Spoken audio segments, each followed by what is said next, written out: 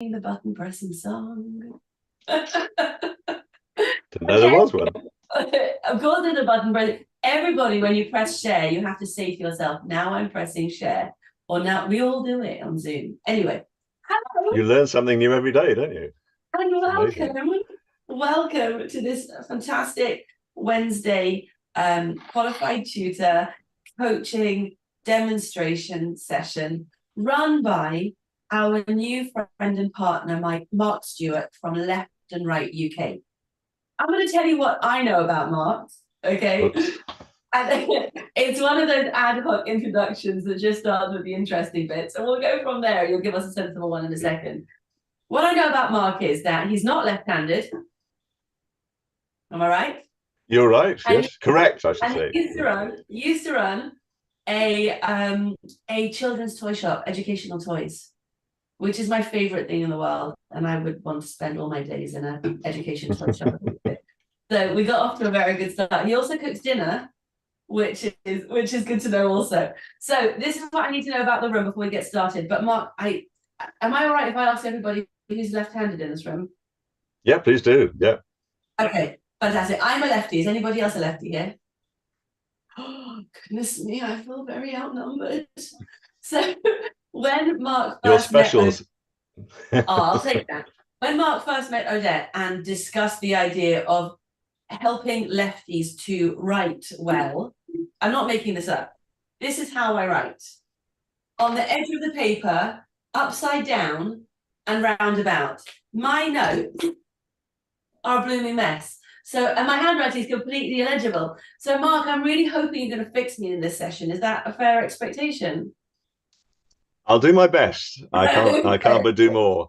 I'm one of those lefties that write like this. Yes, Yeah. yes. Okay. Over to you. I'm going on mute. Yeah. Let's go. Thank you very much. Well, it's fairly easy to solve. It's a lot easier to solve if we're in a one-to-one situation. I can actually be in the same room and see how you're doing it. But we'll do. I'll do my best. Um, Steve Coldwell, just out of interest, I have a relation who's a Coldwell. I don't know whether we're linked at all, but yeah, they were from up in Lancashire. I don't know Oh, whether your family's from up that neck of the woods at all.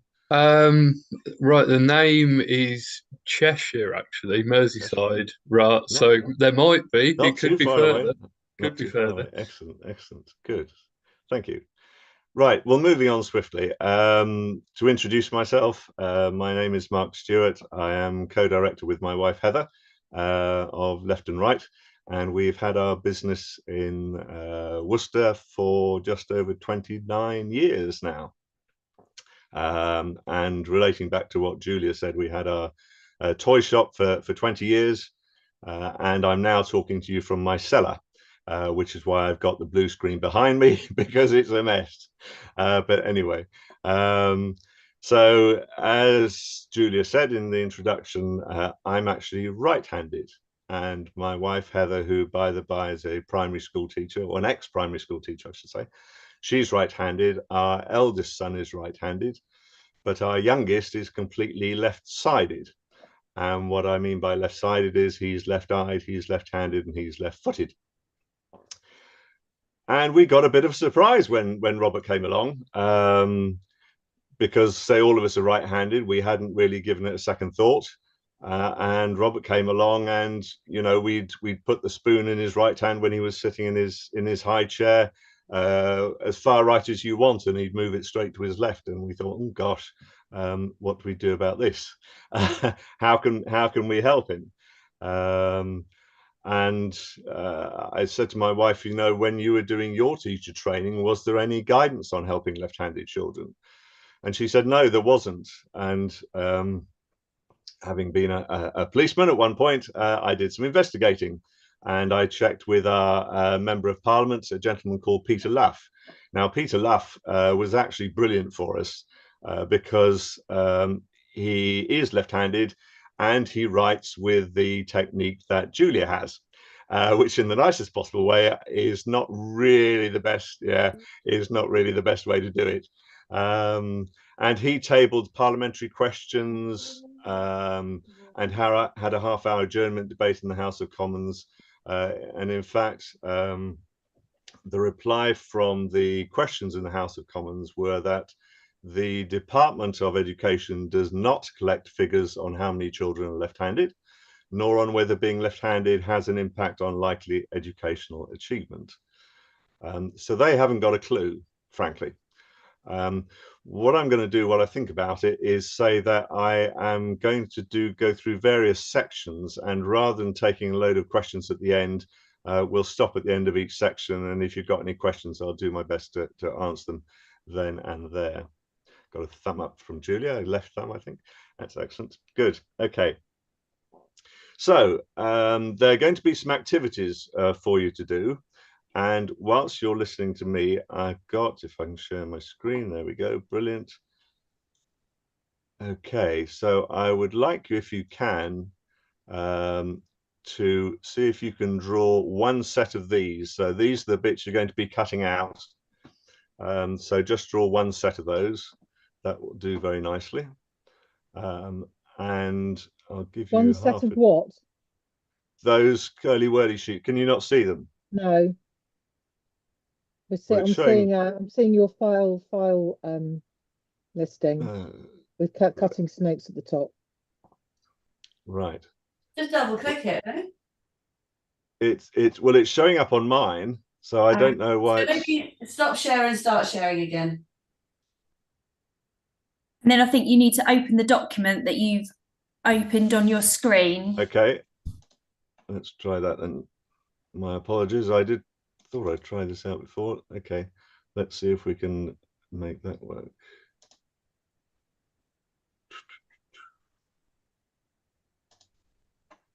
Ah, here we go.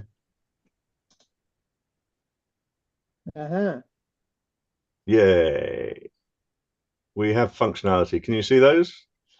If you just do the top two, that'd be great. It's sort of cutting snake, so don't be too precise and artistic about it. It's just a few lines to give you something nice and fun to do. So let me try and also see if we can open this. Okay, so I'm going to stop that now and show you a further thing. Again, you can do this very roughly. It's not, oh, where's it gone? She does have scissors in a minute. Sorry? Yes. Hopefully there was information you were asked to bring along a pair of scissors and some paper and pencil. I've got 2 out of 3. I shall see if I can find some scissors. Okay, well, don't panic if you don't. Right. So do you want us to? I want you to draw those bits if you can, please. Like that. Let me have a look.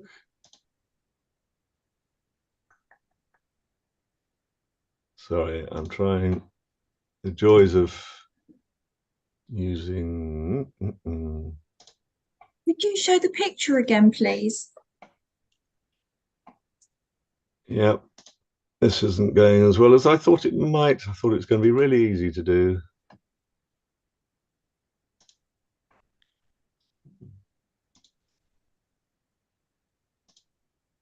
No. Sorry about this. Okay, well, just if you draw, let's see if I can get it up again. Do I have something like this? Just a curly whirly sheet, just something nice and simple. They won't go in the other way around. Oh, Lordy.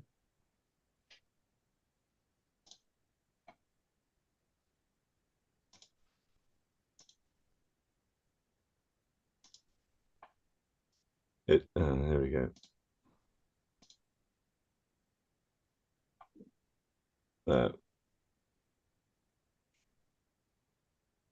Okay, so I say it doesn't need to be precise. It's just a little few lines that you can cut around to make it a little bit more interesting than just a straight line.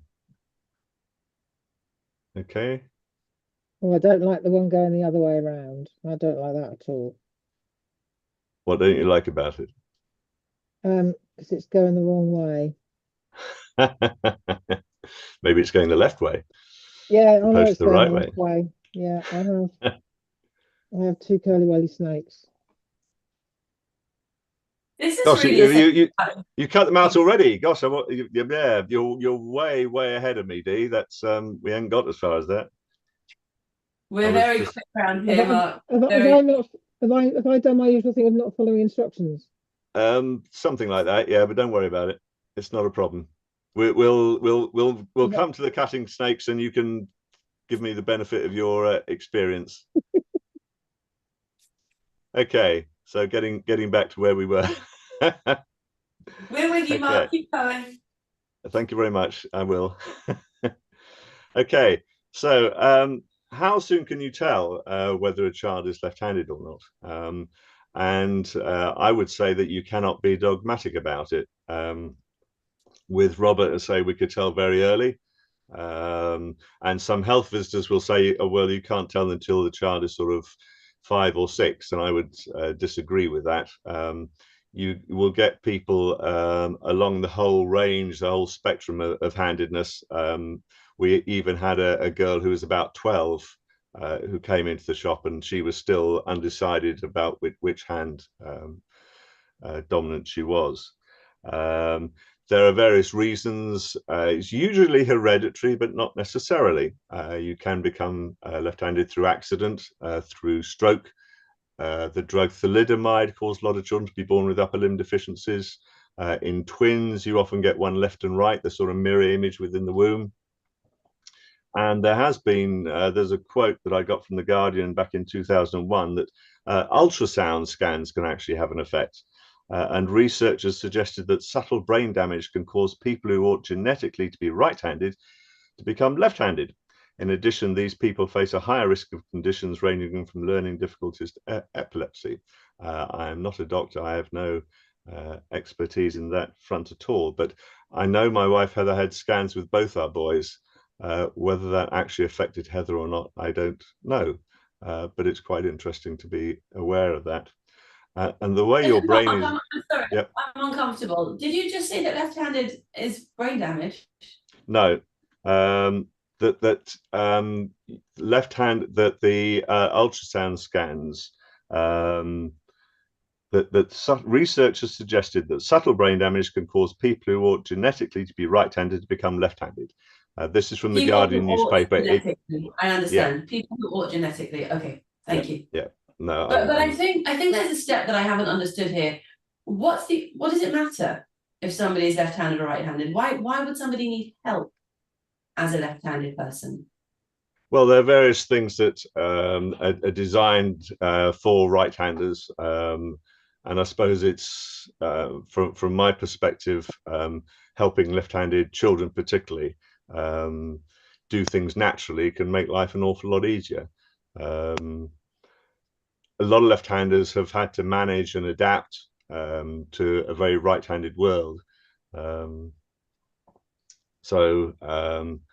think as you design things for right-handers, you should design things for left-handers. So it's about is it about inclusive practice, is it? Definitely. I mean, my father-in-law, for example, was forced to write right-handed as a child. And, you know, things thankfully have moved on from there. My own view is that the education system has gone from being repressive to being passive for left-handers. And what I'm trying to do is try and make it a bit more proactive, because with a very little help and advice, you can make a really positive difference. Sorry, I just know it's even things like, isn't it, making sure that you have got those left-handed scissors available in the classroom, having them on every table, teaching them how to use a ruler with the right way round, rather than I have children here tutoring still, and I'm saying, what are you doing? They've never been shown how to actually draw a straight line holding the ruler the correct way. So I think that's probably what you're saying, isn't it? It's about, don't force them into the right-handed world, actually show them how to use their skills as a left-hander and do that properly. Quite. Yeah. Thank you, Sarah. There's also a couple of juicy questions in the chat. Are you ready for that, or would you like us to wait till you can get a bit further? Yeah, I think we'll go down to the end of the laterality tests, and then I'll take some questions then. Okay, so Amanda and Dee, I'll bring your questions to Mark at that point. Go ahead. Right. Okay. So yeah. So the right hemisphere of the brain controls the left side of the body. and the right hemisphere is dominant for music, art, creativity, genius. Sorry, I don't want to say genius too loud in case Julia gets a big head and can't get out the door. But it's quite interesting to note that Robert, for example, aged 3 or 4, did a drawing that had perspective in it. And quite frankly, I struggled to draw matchstick men. And very often, interestingly, when I asked left-handers who came in the shop, they were very often designers, engineers, chefs, and it very often fitted in with that sort of artistic, creative side of things. Not that every left-hander will be that way, but it does often fit in with that. And you'll like this one, Julia. As the right hemisphere of the brain controls the left side of the body, then only left-handers are in their right minds. And we used to have a little bookmark that says, I may be left-handed, but I'm always right, which was very popular, funnily enough. I can't think why. Yeah. Okay, so laterality questions. I'm going to ask you 10 questions, 10 activities for you to do. So if you'd like to put it down on your bit of paper, and the answer is either left or right. Okay, you may be able to do both of these activities equally well, but that's fine. So if I was to define myself, I would say I am male, I am white, I'm follically disadvantaged, and I'm right-handed. These activities may just make you think again, and there's no particular right answer. Oh, sorry, no particular correct answer. Even in our language, you know, it's very right orientated, isn't it? Number 1, fold your arms in front of you. Which arm is on the top? And you usually find that one way is natural and the other way just isn't. Okay, so, oh, and Julia, if you want to do a left-handed tick, do feel free to do so. And the rest of you may think, what about what do you mean left-handed tick? Well, it goes the other way. And interestingly, I did a talk many years ago, and a teacher said she'd been told off by an Ofsted inspector for doing a left-handed tick. So it goes that way. Yeah, it goes the other way. That's it. I'm doing in reverse. So yeah, mirror image. Anyway, yeah. Anyway, the left-handed tick is the more natural way for the left hand to do it. And yeah, apparently they were told off by an Ofsted inspector because apparently it was going to confuse the children. And I thought, well, actually, might it educate the children to show there was a different way of doing things? But then I'm not an Ofsted inspector, and we won't go there. Yeah, probably best not to. Inclusive practice, you know, often gets that sort of, you might be confusing them nonsense. So we say, yeah, no, that's educating them. Right. Number 2, fully interlock the fingers of both hands. Which thumb is on the top? Yeah. Left. Number 3, imagine an itch in the middle of your back. Which arm is behind your back? You may be able to do it equally well with both hands. So you're ambi-itchtus, something like that. Suddenly everybody's got lots of itches in their back. Number 4, imagine you are eating with a knife and fork. Which hand is your knife in? Now, I find this quite interesting because if you think about it, it's what's called a double-handed activity. And as a baby, as a right-handed baby, I would put the food to my mouth with my dominant right hand. I'm then told with a knife and fork, if I'm using a knife and fork, no, you're not going to do that. You've got to put the where am I? Fork, yeah, the fork in the left hand, and then the knife in the right. And you're then trying to put the food to your mouth with your non-dominant hand. So the choice you make, whether you do it consciously or not, is whether you cut with the dominant hand or put your food to your mouth with the dominant hand. And Robert really struggled because he didn't have the strength in his right hand to cut properly. So what he'd do, he'd put the knife on the food and then sort of tear with a fork. But he was relatively happy doing that because he was doing what he'd done from birth. That was putting the food to his mouth with his dominant hand. I think in the States, they sort of cut with the dominant hand, put the knife down, and then use the fork and feed themselves. So they have a slightly different way of doing it. But it's quite an interesting thing because it's one of those double-handed activities. And I think if parents are looking to work out why or how a child is left-handed, they should disregard double-handed activities. I don't know whether any of you play cricket, for example. If you're batting at cricket or playing golf, you can do both of those activities in what is deemed the right-handed way without actually using your right hand, because it's the left arm that does the main work and controlling. So I repeat, if you're looking to try and find out whether the child is right or left-handed, disregard double-handed activities, because I think that can skew the issue a bit. So where are we? Yes, number 5. To which ear do you hold the phone?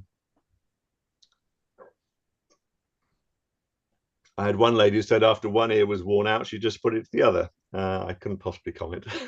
You know, I have hearing issues as well, so I'm normally wearing a hearing aid. So that's forced me to change to which ear I hold my telephone, my mobile, and now do it on speakerphone. Anyway, the next one, number 6. Imagine you are looking through a telescope, which I would use to look through it. This is quite interesting as well. I had one little lad who came into the shop and we had a kaleidoscope, and I said, pretend to be a pirate, put it to your eye, and he went boom, slap back in the middle. I thought, right, okay. Not quite decided. But understanding which eye, which hand, which foot you are can be really quite important. I had a lady explain it beautifully. She said, whenever she went to catch a ball, she put her hand out to where she thought it was, but she always missed it because the hand and the eye weren't coordinated together. And this is called cross-lateral. So if you have a child, for example, who is a little bit clumsy or not too well coordinated, it is worth checking which hand, which eye, which foot they are, because say you can be right eye dominant but left-handed.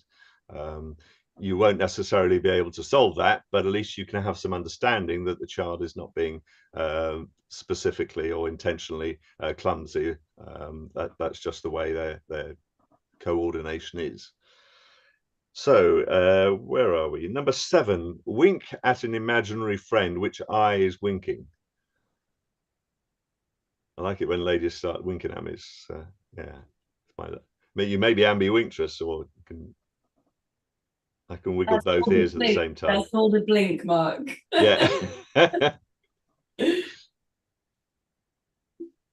Okay, and I'm afraid for the next 3, you're going to have to stand up. This is a bit of PE. Hope you don't mind. So if you like to stand up, clap your hands together, one on top of the other. Which hand is on the top? Thank you very much. Thank you. I do like a little bit of applause early on. Then at least I've had some applause if all the rest is rubbish. Okay, number 9. Take one step forward. Which foot goes forward first? And try and do it without thinking. Just take one step forward. And last but not least, hop on each leg. Which seems the easiest to hop on? This is wonderful. You know, if I knew when I was a child that I'd be able to make adults hop up and down on each leg, and particularly teachers and tutors, I would have had a much happier childhood. But never mind, I'm enjoying this now. Anyway, thank you for that. And last person to sit down does 10 press-ups on the left hand. No, that's a joke. Don't panic. Don't panic. Excellent. Good. They are rather fun, aren't they? And it's something that I encourage teachers, certainly, and you may be able to do this with your children, to do it with the children, because it's quite a fun thing. Okay, so if you'd like to total up how many right or left you did, and whether you did any with both, you're ambidextrous, you're not going to be marked out of 10, don't panic. Now I'm going to hazard a guess that Julie, you didn't tick all of the left boxes. No, you're absolutely right. There's only one that didn't come out left, and that was only one. Yeah, the clasping. When I did it like this, my left hand was up, but you said interlock fingers, and I think my right thumb. You're right. I think so. That's the only exception. Yeah, excellent. And did anybody tick all the right boxes? Answer all's right. No, no. 6 to 4, right? A mixture, which is perfectly understandable and what one would expect. And I guess it shows that you do, on either ends of the spectrum, you will get some. So Julia is pretty much all left. The rest of us sort of in between, and you will get people who do everything right-handed. But it's quite an interesting thing to do, and it's something that before I did it, I hadn't really considered. I thought I was right-handed and that was it. But you try things, you think, gosh, I'm actually doing that with my left hand or my left foot or whatever. So it's quite an interesting thing to do. So yeah, excellent. So there is that, which I think is hopefully you've enjoyed doing. A little bit of PE along the way. And so now, shall we take some questions? You want to put your hand up and ask a question? Or are they on the chat, are they? No, well, yeah, but Dee and Amanda, please go ahead, unmute yourselves and dive in. And then Steve, Elizabeth, Sarah, Vicky, Godfrey, Chin. If you have any more questions. Everybody wants to ask questions. Don't be shy. Go ahead. Oh, no, go ahead. What did you say? It's Amanda. Shall I speak or not? Amanda, yes, go ahead. Go ahead. Okay, I was just on the chat asking, sorry I haven't got my screen on. I will do in a little while. I work with a lot of neurodiversity, so dyslexic, ADHD, the works, and I find quite a few of my dyslexic particularly are left-handers and ADHD, and I just wonder whether there's, whether you've found the same, because obviously it must be connected with using either side of the brain and all of that. Yes, I think certainly the information that I've had is that a relatively high percentage of left-handers are dyslexic, or the other way around. I mean, Robert, for example, at one point wrote his name from right to left in mirror script. So he wrote Trebor. And some left-handers will struggle also with writing in the correct direction, or the direction that we write in this country. Let's put it that way, because obviously other people in other countries write from right to left. And but that is not what I would personally consider to be a dyslexic. And fairly soon he wrote from left to right, and he read from left to right. He had trouble reading because he was looking at the end of the word first rather than the beginning. And when we went back to a book that we'd read previously, you could tell that he was furiously trying to remember what we'd read rather than actually reading it. And I think a simple thing to do is both the child and the parent or the tutor to use the finger. So as they go from one word to the next, you can highlight the margin, that type of thing. And gradually they get the idea that actually reading and writing and even telling the time goes left to right. We had a left-handed clock in the shop when we first opened, and I thought, this is a gimmick, surely. You can't get left-handed clocks, what are they talking about?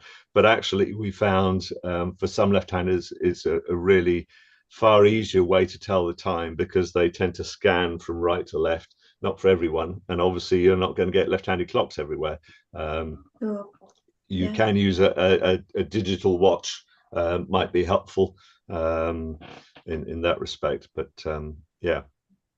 I suppose that children, young people, they just learn to strategies to sort of learn certain things are right-handed, like you said, like a clock or something, but writing, is what it is and should never be changed. They just have to learn to how not to smudge their work and that kind of thing. It's just really, really interesting. And I've always been meaning to look up whether there is a proper connection. So where you're saying your son and he had trouble reading, is he dyslexic or anything, or is he? No.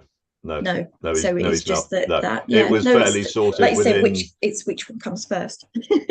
Yeah, no, it was sorted. His reading, he's suddenly, as with our eldest son, our eldest son was a voracious reader from early. Robert took a little bit longer, but once he got going, he was fine. And there was no issue with him at all. Yeah, thankfully. It's fascinating. Mark, I think Dee's question moves links perfectly to what you were just discussing with Amanda. Go ahead, Dee. Okay. Can making someone who is naturally left-handed write or do majority of tasks in a right-handed fashion, can that actually induce stammer? Well, I would say the answer is yes, and you have the evidence from George VI, because I think that's what they tried to do to him.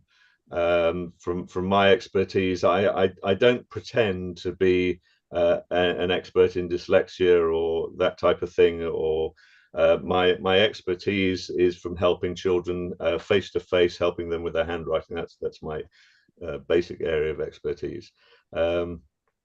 But my understanding is that you're messing around with the brain, because the way that the brain is wired. And funnily enough, I stammered from birth, from very young, for quite a while. I don't think I was left-handed particularly, but I think you'll find there is research that would agree with what you're saying. Yeah. We don't. There aren't place schools now that push, like, force sort of right-handedness, or are there? Because it seems such an very rare process. I mean, it's there certainly were in the past, and I think things are certainly better. I haven't heard that for a little while, so a year or two. You hear the odd one, where not that recently, no, where teachers are still trying to do it, and quite frankly, they're usually of a certain age. That's mind-blowing. Having said that, there's sort of ignorance rather than the knowledge and awareness nowadays. Sure. It's not part of teacher training. I've been campaigning with my MPs and trying to get the DFE to change things and include it as part of teacher training. We're slowly getting there, and that's a whole other story. Yeah, these things take time to come through. So wow, I'm really surprised. Are you, Julia? I'm just really surprised that that's even still on the radar. I mean, my who would have been in his late 70s now, he was forced to write right-handed, and he was naturally left-handed. But this generation now, I'm blown away that it's even a thought process. I think it's very, very rare. I think certainly in the older days, some people got away with not being forced to be right-handed, and some didn't, sadly. There were various schools and thoughts and all the rest of it, yeah. Wow, thank you. So yes, so we're trying to move things on and be positive about there's nothing wrong in the slightest with being left-handed. They certainly have their own skills and abilities, and are able to achieve with the appropriate help and advice. And if I shall show you shortly a couple of handwriting technique, and you've also seen Julia's. But if you don't, but if you're not given the appropriate help or advice, it can really cause issues throughout lifetime. Really, it was interesting and thinking on that. A couple of stories. I had a lady come to our shop the first we'd opened our just left-handed shop, and she came in a wheelchair, as it happens, and she said she bought about half a dozen items, and she said, "You don't know how you've changed my life." And I thought, wow, it was worth opening just to hear that. And then a few years ago, I had a lady came in, and she must have been mid-70s, and she wanted help with her handwriting. In fact, she wanted a left-handed pen. And I sat her down like I did all the children. I went through her technique, and she bought a pen, and she went out happy. And she came back the following week, and I said, I thought, oh no, what have I done wrong? And she said, no, it's fine. She said, when I left your shop, I was really quite happy.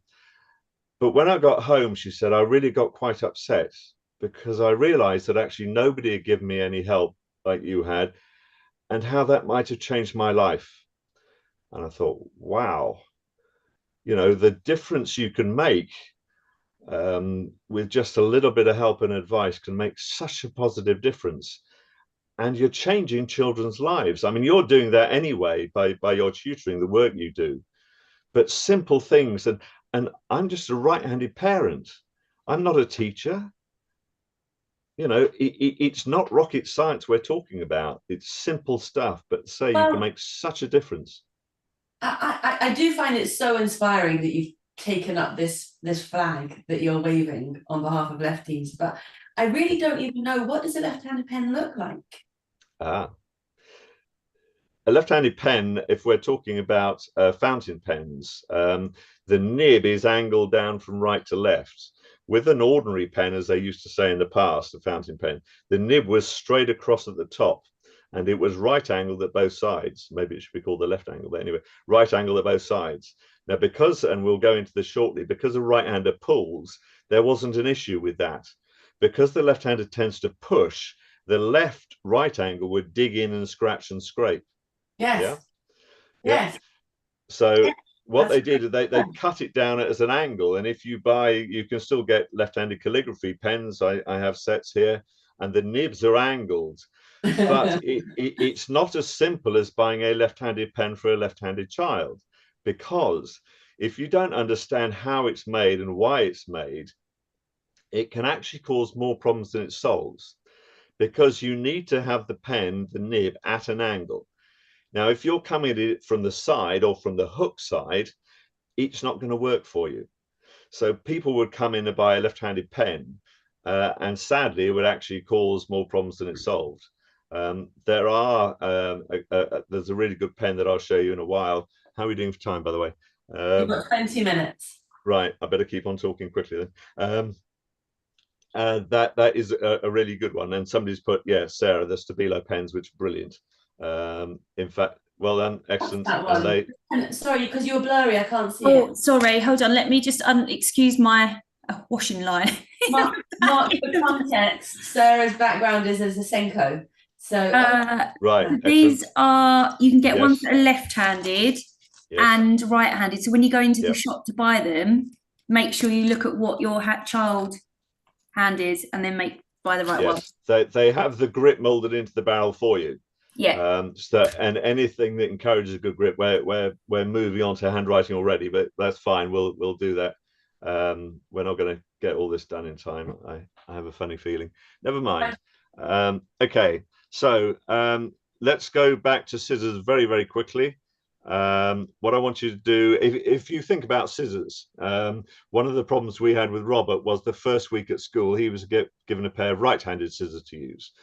When we went to pick him up at the end of the day, every other child had got their picture on the wall. Robert hadn't even cut it out. And it isn't good enough, because the child can end up thinking not what's wrong with the scissors, but what's wrong with me. Self-esteem, wallop.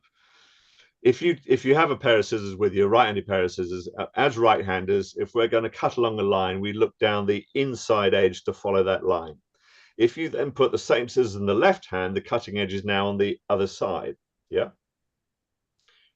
What a lot of left-handers do, if they're using right-handed scissors in their left hand, is they put the head over to the left, because they're having to look along the outside to follow the line. Does that sound familiar, Julia? It looks like it does. Or they force the blades together to make them cut. Okay. There are some suppliers and manufacturers who say, oh, our scissors are ambidextrous. They're talking out of their proverbial, frankly, because they're not. The blade, the handles you may be able to specifically use in both hands, but the blades are one way or the other. You cannot have it both ways at the same time. So, funny enough, yep. So when you get that thing where you use scissors and the paper just folds in rather than cutting, is that what that is? Yep. Turning it upside down doesn't help either, because the blades are still set the wrong way around. Yeah. So if you're going to get a pair of left-handed scissors, look where the cutting edge is. That's the secret to it. And also what I found in the past, that if a left-handed scissors has been using right-handed scissors and you give them a left-handed pair of scissors, tell them to hold it a little bit further out So they're looking down Yes. the inside to follow the line, and just relax, move the thumb vertically down, because what they've had to do is force the blades together, or try to, and with a right-handed pair, it's forced them apart. So just move the thumb vertically down and just relax, and you'll find they should be able to cut no problem at all. It's if you get a proper pair of left-handed scissors, they will cut in the left hand, but it's a different technique basically. With the cutting snails that you may or may not have drawn, the reason behind doing that is to try and show you that where the cutting edge is, because you may cut round it, but you'll miss the line by the width of the blade. And also the suggestion of where you're going to cut. If you start at the left hand side and go clockwise, makes life an awful lot easier than having to go the other way for the left hand side, for the left hander. So just little things to think about when you're asking a left-handed child to cut something out. Mark, would that be the same with the ruler? What Sarah was mentioning before. The ruler, we'll move on to that after the writing, if that's all right. Sorry. Right, moving on. Handwriting. Now, let me see if we can make this work. Here we go. Okay.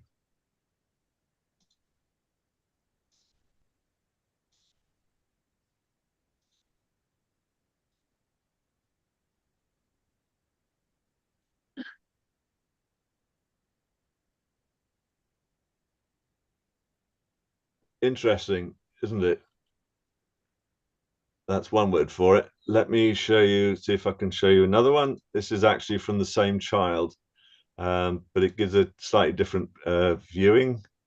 I'm sorry, Mark, I think I need you to interpret what we've just seen for me, please, because I'm not used to watching for what we're looking for. Okay. Well, I just wanted to show you this technique. Can you see this one?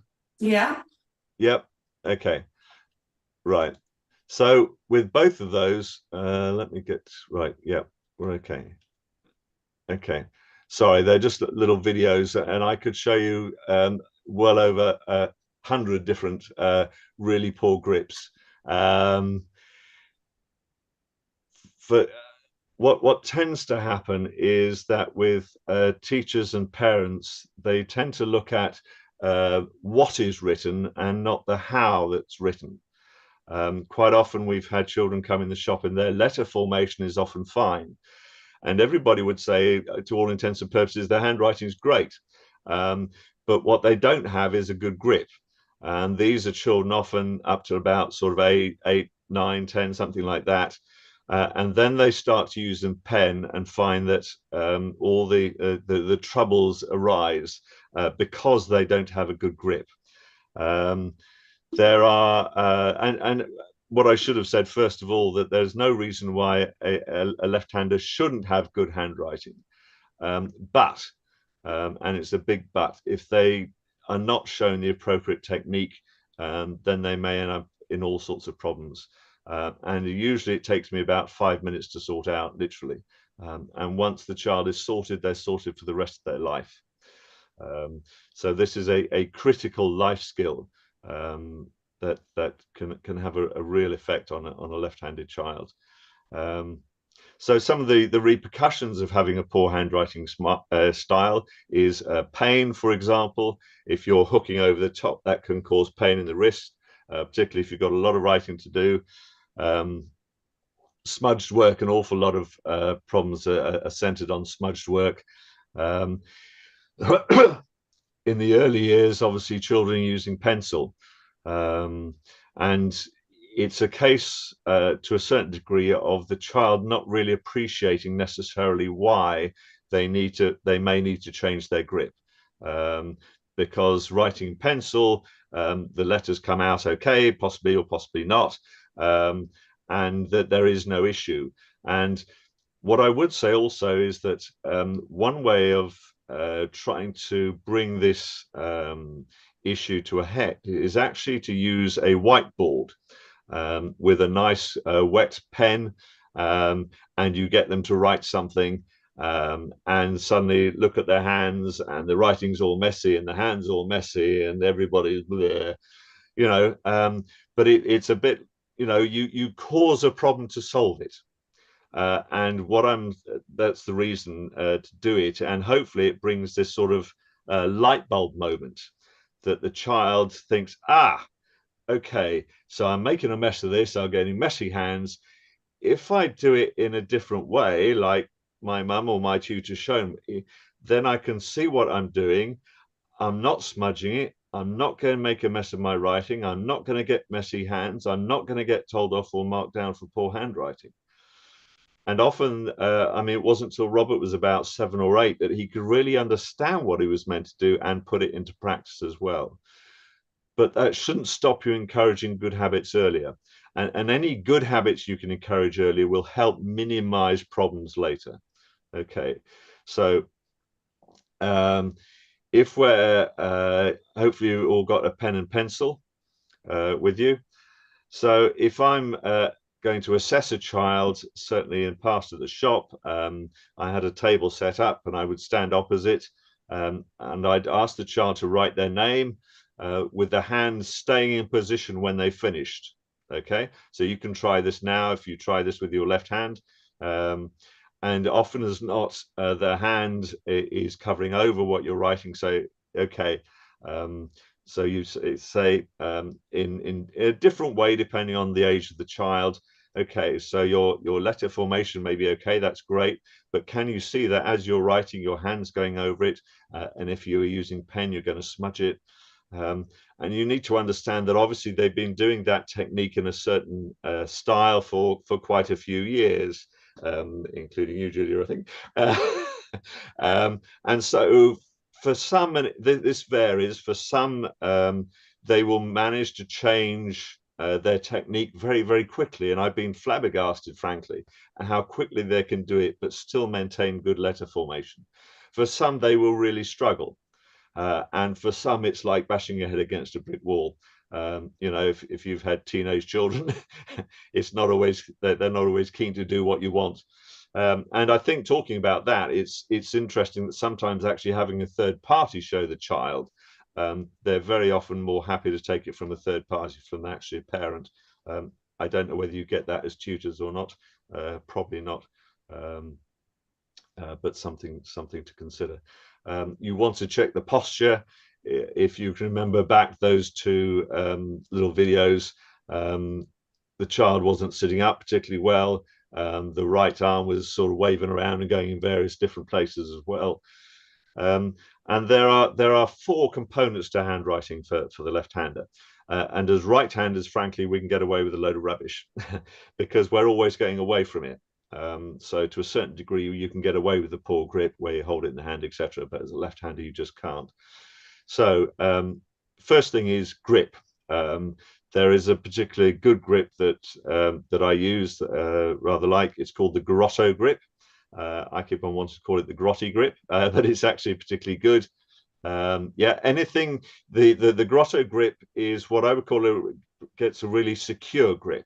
And it also has a sort of rollover, a bit like what we're called the crossguard ultras. I don't know whether any of you got those.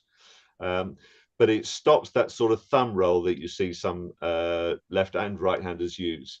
And if you have the tripod grip, you get a much more precise grip. All the control is in the at the point of where the 2 fingers and the thumb meet.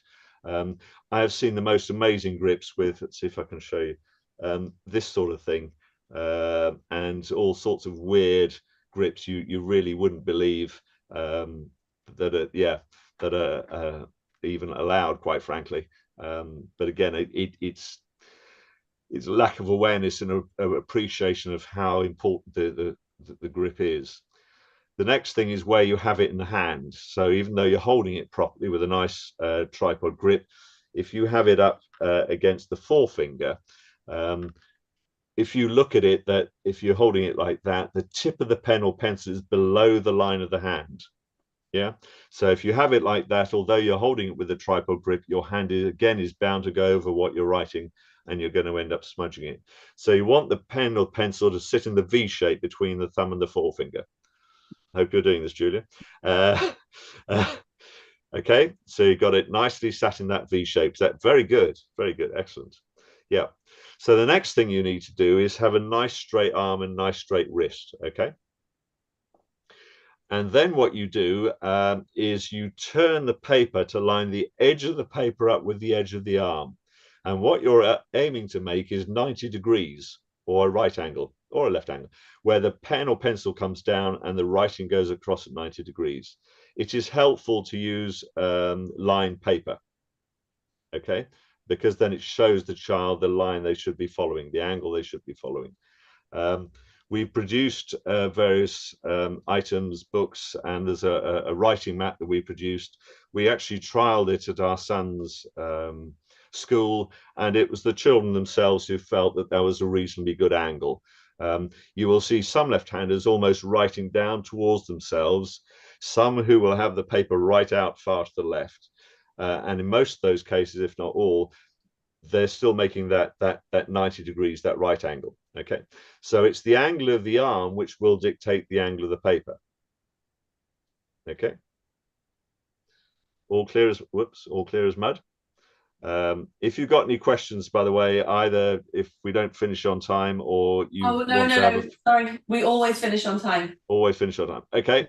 Well, if you have any further questions, I'm very happy to do other Zooms with you and whatever. So yeah, fantastic. Mark, I appreciate time is getting short. Thank you. Dee's actually asked, would you have any videos modeling this? We tutors often use something called a visualizer, which is a camera that you can plug into your computer that sort of hovers over your document, so that we would actually be able to see you doing this. If there are any videos that you could share with us in the community modeling what this angling looks like, that would be really, really interesting to us. I think even as I'm trying to do it now, it's difficult to visualize. Okay, let me see if I can find. But that's okay, because what I'd rather do for the last few minutes, because we've got 6 minutes left, and it's probably my fault. Shall we grab a few questions and sort of ask you to leave us with some takeaways and next steps? Would that be all right? Yeah, I'll do what I can. Let me just show you quickly, if I can, the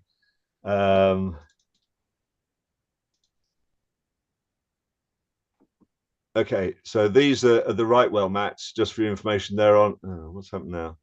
Can you see them? Yes. Yeah, they're for left-handers on one side and right-handers on the reverse. And they have a specific letter formation for the left-handers.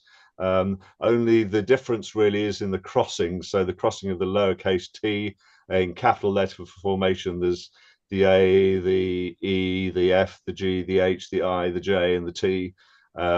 But the mats have got, they're what I would call a good aid memoir. So they remind you what to do. So they show you how to hold the pencil properly, the guidelines at an appropriate angle, and other tips as well. So they can be quite a useful thing, and they're encapsulated. And the idea is you put paper over them, you can see the guidelines over them. So there are various other things that I was going to show you. So this is the grotto grip. Sorry? That's the grotto grip. A few people in the room have recommended that. Yeah, and Stabilo also do the left-handed pencil and the left-handed pen. The pencil comes with its own left-handed pencil sharpener, which you hold in your right and turn away with the left. Again, in a much more natural way. And there's a larger, the ruler, the scale goes from right to left. Not for all children by any means, particularly if you have a child who has been doing mirror writing, this can cause confusion. But it's a much more natural way, so the left-hander can pull the pencil rather than pushing it, and they're going away from the scale rather than obscuring it. And let me see, if you want the video, it's you can get it on my CPD group as well as our website. Do we have, see if I can show you the video, if that's all right. And then can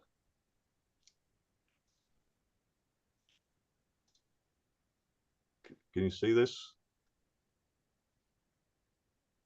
No.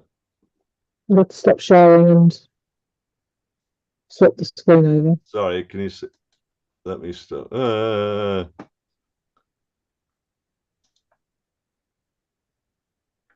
Stop. Sorry. Well, that didn't work, did it? I don't think. Sorry, Julia, carry on. Where are we? Well, let's see if we've got any questions in the room. Dee, Elizabeth, go on, Dee.